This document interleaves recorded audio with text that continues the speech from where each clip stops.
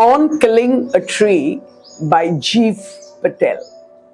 Indian writing in English began probably somewhere towards the end of the 19th century with poetry, and still continues with poetry, though we've had lots of fiction writing in between, and we still have. Well, Indian writing in English refers to that body of writing written by Indians, usually living in India, and writing in the English language. Most of them write about topics relevant to India. Most of them write about the Indian experience of people living in India. Yeah, we are not talking about diasporic writing here. So one such poet is Gieve Patel, Indian writing in English in the 20th century. Yeah, he lived on into the 21st century too.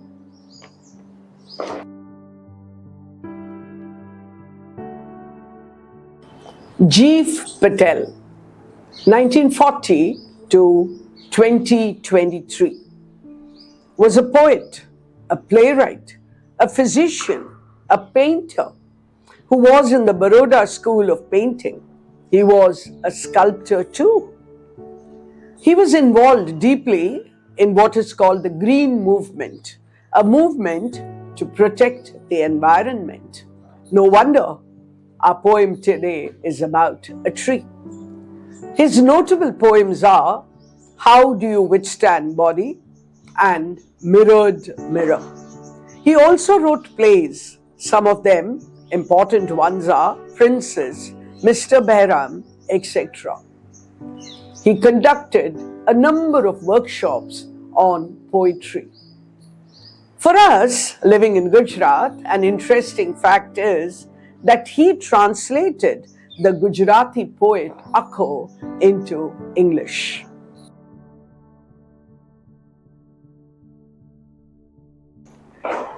The poem begins, "It takes much time to kill a tree." I want us to remember that is an ironic statement, because we are talking about Gieve Patel, who was part of the Green Movement to protect the environment. To come back to the poem, it takes much time to kill a tree. Not a simple jab of the knife will do it. It has grown, slowly consuming the earth, rising out of it, feeding upon its crust, absorbing years of sunlight, air, water, and out of its leprous hide, sprouting leaves. He's talking about how a tree grows, not easily, not over a few seconds or minutes or days. It takes years, he says. This probably refers to the resilience of the tree, the nurturing that it requires, how it grows over the years, taking nutrition from everything around it, the earth, air, sunlight, water, etc. And it is this tree that we now attempt to cut down. How do we cut it down? So hack and chop, but this alone won't do it.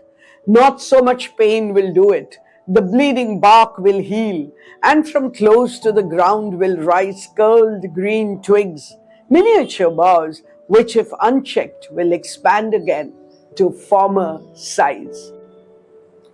What's happening? Here we have on one side man attempting to cut down the tree. And on the other side, you have the inborn resilience of the tree, which will continue to grow. So what do? Generally, we think of many ways of cutting it. And I'm sure as we walk on the streets of our country, of any city probably, we have seen attempts to cut down trees. So what do? We hack and chop at the branches maybe, but that won't be enough. So he says, not so much pain will do it.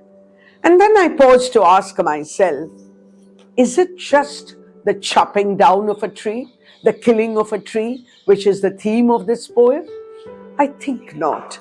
I think the poet is also drawing our attention to the fact that anything that we want to do will take a lot of time. So it will again grow, even if we do try to cut it down. And so he continues, no. So if you really want to cut down a tree, kill a tree, what do we have to do? No, the root is to be pulled out of the anchoring earth. It is to be roped, tied and pulled out, snapped out or pulled out entirely, out from the earth cave, and the strength of the tree exposed, the source white and wet, the most sensitive, hidden for years inside the earth. What is it that holds the tree to the earth, to the ground? Obviously its roots, and therefore its roots are the strongest part of the tree. So what do we do? Pull it out of the earth cave, he says. The tree has grown using all kinds of resources. We have to pull it out using all kinds of resources. Then the matter of scorching and choking in sun and air, browning, hardening, twisting, withering, and then it is done. I want to compare it to our attempts to pull any evil out of us, out of the earth, out of humanity. We have to find the root of the evil. Just chopping at the branches will not do. And then it is done. Only then will we succeed in totally eradicating evil.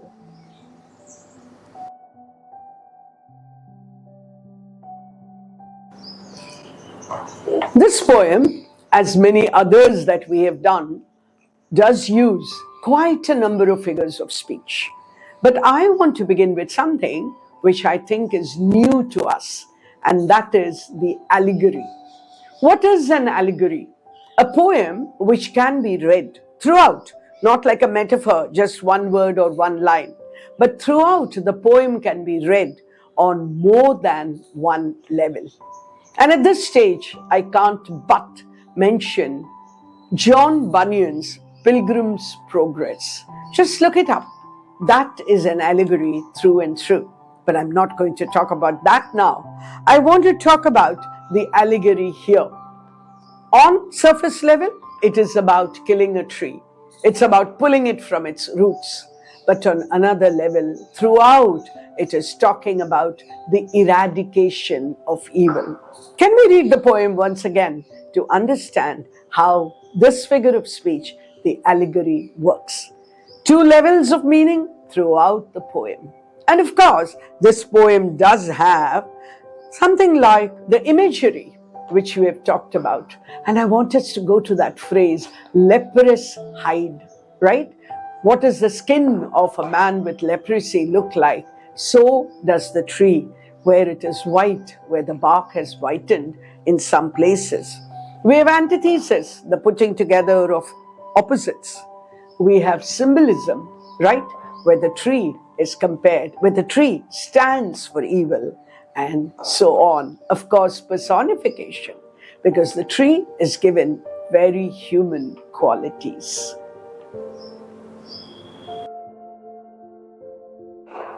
On killing a tree. Is it murder? Is it homicide? Not really, because when the title itself is ironic, I pause to ask me, how many other poems do I have where the title itself gives us a clue as to the tone of the poem? When we think of poems, it's easy to understand the theme. But I think it is very important to also look at the mood of the poet. It's also important to look at the tone of the poem. Because very often, if we don't understand these two, we might miss the real import of the poem. And then I ask myself, how important is it to understand a poem? Can't I just enjoy a poem? Can't I just appreciate a poem without understanding? I guess there can be as many answers as there are people who are attempting to answer this question. But enjoy the poem. That's most important.